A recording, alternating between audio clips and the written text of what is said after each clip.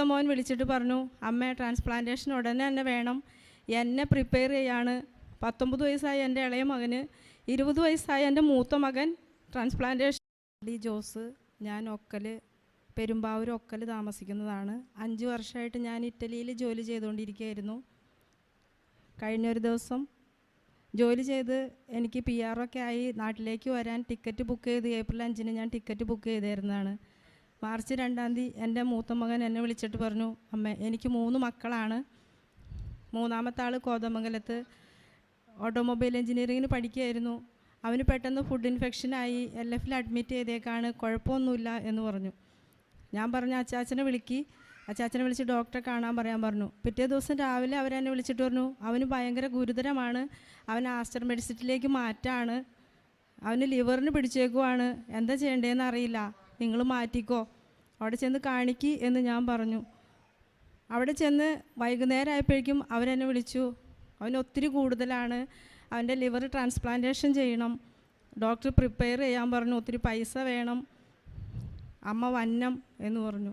എനിക്ക് എന്താ ചെയ്യേണ്ടതെന്ന് ഒരു പിടിപാടും ഇല്ലാതായി. ഞാൻ കുറേ കരഞ്ഞു, എൻ്റെ ഫ്രണ്ട്സിനെയൊക്കെ വിളിച്ച് പറഞ്ഞു. അപ്പോൾ അവരെന്നോട് പറഞ്ഞു, ചേച്ചി ഒന്നും കൂടി നോക്ക് എന്ന് പറഞ്ഞു. അപ്പം തന്നെ വീണ്ടും എൻ്റെ മൂത്ത മോൻ വിളിച്ചിട്ട് പറഞ്ഞു, അമ്മ ട്രാൻസ്പ്ലാന്റേഷൻ ഉടനെ തന്നെ വേണം, എന്നെ പ്രിപ്പയർ ചെയ്യാണ്. 19 വയസ്സായ എൻ്റെ ഇളയ മകന്, 20 വയസ്സായ എൻ്റെ മൂത്ത മകൻ ട്രാൻസ്പ്ലാന്റേഷന് തയ്യാറാവണമെന്ന് കേട്ട് കഴിഞ്ഞപ്പോൾ 5 വർഷമായിട്ട് ഞാൻ എൻ്റെ മക്കളെ കണ്ടിട്ടില്ല. അവർക്ക് പപ്പയില്ല. അവർക്ക് വേണ്ടി ഞാൻ ജോലിക്ക് പോയി. പെട്ടെന്ന് എൻ്റെ കൂട്ടുകാരത്തി പറഞ്ഞു, ചേച്ചി കൃപാസനത്തിലെ മാതാവിനെ വിളിച്ചോ, ചേച്ചിനെ മാതാവ് കൈവിടില്ല. എന്നെ അവർ പ്രിപ്പയർ ചെയ്തതിന് ശേഷം ഓപ്പറേഷന് തയ്യാറാവുമ്പോൾ നമ്മൾ സമ്മതപത്രം കൊടുക്കണം. ഡോക്ടർ സമ്മതപത്രത്തിന് വേണ്ടിയിട്ട് വീഡിയോ കോൺഫറൻസ് ഇട്ട് എന്നെ വീഡിയോ കോൾ വിളിച്ചു. അവർ പറഞ്ഞു, ഞാൻ പറഞ്ഞു എൻ്റെ ലിവർ കൊടുക്കാം, ഒരു കുഴപ്പമില്ല, ഞാനൊന്ന് വന്നെത്തിക്കോട്ടെ. ഡോക്ടർ പറഞ്ഞു, സമയമില്ല, അവൻ്റെ നില വഷളായിക്കൊണ്ടിരിക്കുകയാണ് എന്ന് പറഞ്ഞു. ആ രാത്രി ഞാൻ ഉറങ്ങിയില്ല. ഇവരുടെ വീഡിയോ കോൺഫറൻസിൽ ഞാൻ സമ്മതപത്രം കൊടുക്കാൻ വേണ്ടി അവർ വെയിറ്റ് ചെയ്തു. സമയവ്യത്യാസമുള്ളതുകൊണ്ട് അവരെനിക്ക് വേണ്ടിയും വെയിറ്റ് ചെയ്തു.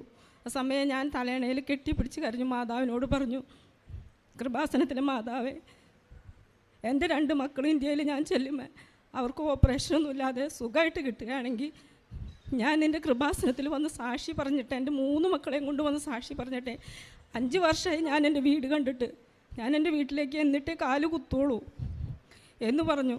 പക്ഷേ എന്നെ ആ രാത്രി ആരും വിളിച്ചില്ല. രാവിലെ ഞാൻ വിഷമിച്ച് ഫോൺ എടുത്ത് നോക്കി, ആരും വിളിച്ചിട്ടില്ല. പെട്ടെന്ന് എൻ്റെ കൂട്ടുകാർ ടിക്കറ്റ് എക്സ്റ്റെൻഡ് ചെയ്തു. എനിക്ക് ഫ്ലൈറ്റിലേക്ക് ടിക്കറ്റ് കിട്ടി. 5-ാം തീയതി ഞാൻ അവിടെ നിന്ന് യാത്ര തിരിച്ചു.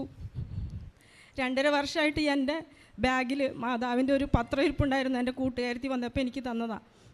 ആ ഫ്ലൈറ്റിലിരുന്നപ്പോൾ 2.5 വർഷമായിട്ട് ഞാൻ കൈകൊണ്ട് തൊടാതിരുന്ന ആ പത്രം എടുത്ത് ഞാൻ മൊത്തം വായിച്ചു. ഞാനത് 2-3 പ്രാവശ്യമെങ്കിലും ഞാൻ വായിച്ചിട്ടുണ്ട്. ഞാൻ ആ പത്രത്തിൽ മുറുകെ പിടിച്ചിരുന്നു. എനിക്ക് ധൈര്യം തന്നെ.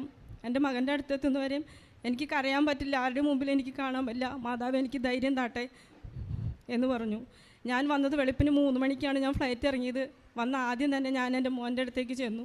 അവിടെ ചെന്ന് അവനെ കണ്ടപ്പോൾ എനിക്ക് ഭയങ്കരമായിട്ട് വിഷമം തോന്നി. ഞാൻ കണ്ടുകൊണ്ട് പോയ എൻ്റെ മകനല്ല. ഞാൻ അവിടെ നിന്ന് മാതാവിനോട് വീണ്ടും ഉള്ളുരുക്കി പ്രാർത്ഥിച്ചു, മാതാവേ, ഒരു പ്രശ്നങ്ങളും ഇല്ലാതെ എൻ്റെ മക്കളെ തന്ന ഞാൻ വീട്ടിലേക്ക് പോകണില്ല. എൻ്റെ മക്കളെയും കൊണ്ട് ഞാൻ കൃപാസനത്തിൽ പോയി ഞാൻ സാക്ഷ്യം പറഞ്ഞിട്ടേ ഞാൻ പോകുള്ളൂ എന്ന് ഞാൻ ഉറച്ചു പറഞ്ഞു അവിടെ നിന്ന്. എന്തിനധികം വൈകുന്നേരമായി, ഒരു 3 മണിയായപ്പോൾ ഒരിക്കൽ മാത്രം കാണിച്ചുകൊണ്ടിരുന്ന ICUവിലേക്ക് വീണ്ടും എന്നെ വിളിച്ചു. ഞാൻ ചെന്നപ്പോൾ ഡോക്ടർ എന്നോട് പറഞ്ഞു, ഡയാലിസിസ് മാറ്റാണ്, അവന് ലിവർ ട്രാൻസ്പ്ലാന്റേഷൻ ചിലപ്പോൾ വേണ്ടി വരില്ല, നിങ്ങളൊന്നുകൂടി പ്രാർത്ഥിക്കാൻ പറഞ്ഞു.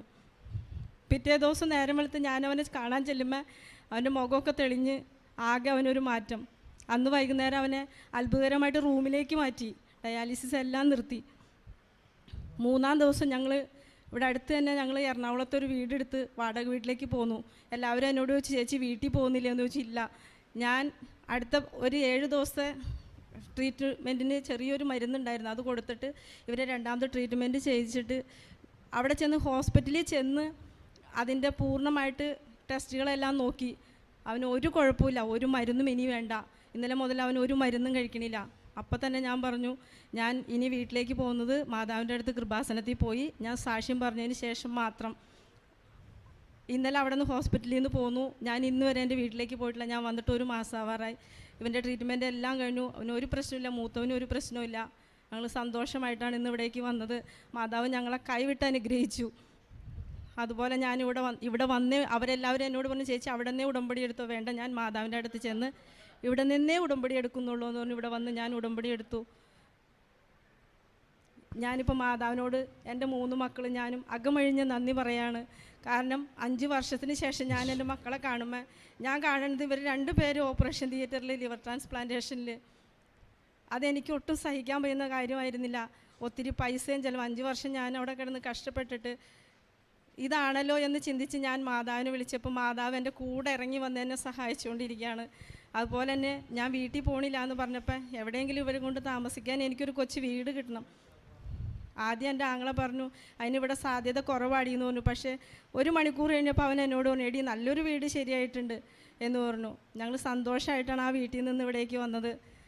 ഈ സാക്ഷ്യം കഴിഞ്ഞതിന് ശേഷം ഇനി ഞങ്ങൾ ഞങ്ങളുടെ വീട്ടിലേക്ക് പോകാൻ പോകുന്നത്.